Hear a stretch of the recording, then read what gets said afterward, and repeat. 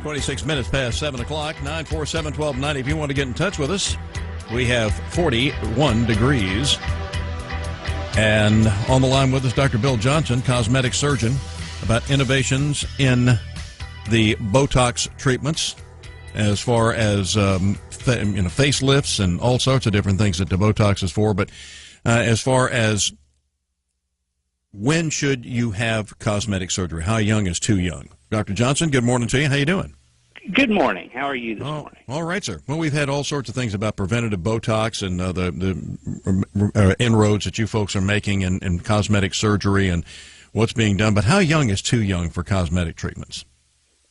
Well, you have to make a distinction about true cosmetic. If you had a 16-year-old with one breast that's a double D and one breast that's a B, that's technically cosmetic surgery, but really borders on being corrective, and you might do something like that at a younger age.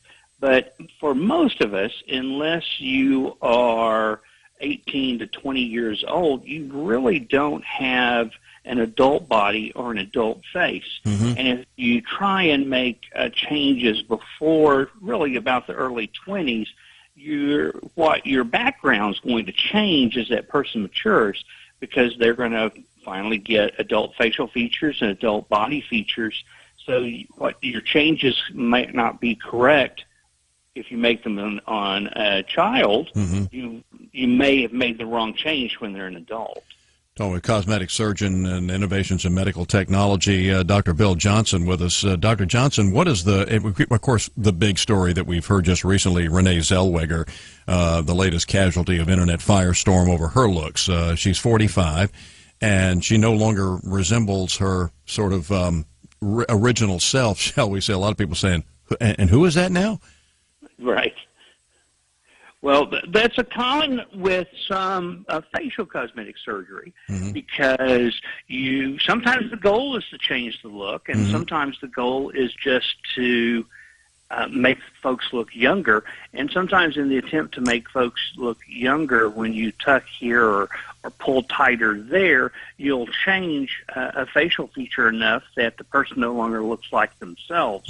And it's as the term, it's called the third person phenomenon. Doesn't look like a young version of that person. It doesn't look like an older version of that person. It looks like someone else. Third person. We're talking about cosmetic surgeon Dr. Bill Johnson, Fox News contributor. Dr. Johnson, what is, as far as the Botox treatments go, how is that different from standard surgery type thing? Well, Botox is widely misunderstood because Botox does one simple thing. It weakens the strength of certain muscles, whether you use it on the face for cosmetic reasons or you use it on tightened muscles on children for disorders like torticollis, where one neck muscle will tighten real tight. Botox weakens muscles. So if you talk about our frown lines between our eyebrows, is a very common place for Botox. It will weaken that frown line and can both decrease and prevent wrinkles there, increases there, if used over a long period of time. That's all Botox does. So when folks look puffy or have had great big lips or have big cheeks, all of those things are not Botox. Those things are fillers or implants that put volume in place or make people's face look plastic. So in order to kind of hide what they've done a lot, or because people don't understand, Botox gets blamed for a lot of things it just doesn't do, because all Botox does is weaken muscles and decrease wrinkles.